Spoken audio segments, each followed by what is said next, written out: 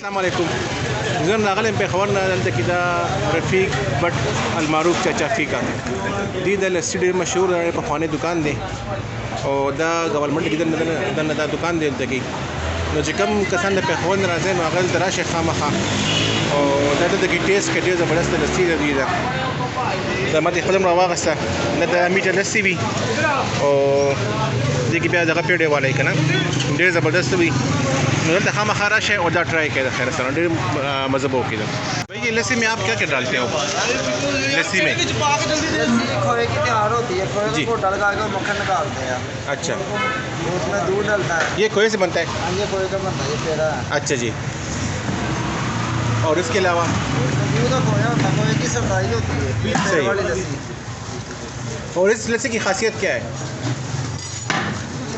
मतलब गर्मी के लिए ये खोए की सफाई होती है जी दूध से बनती है, दूध का खोए से है। अच्छा सर शक्ल नहीं नजर आ रही नहीं खैर बस हो गया बस चलिए जी बहुत शुक्रिया इसके से मुझे खासियत बताइए इस लस्सी की भाईजान इस लस्सी की ये खासियत है, ये पेड़ों से बनती है जी ठीक है। इसमें मक्खन होता है, सरदाई होती है, इसमें खोया होता है सही है ठीक है। इसमें दही का इस्तेमाल नहीं होता अच्छा दही का इस्तेमाल नहीं होता जी।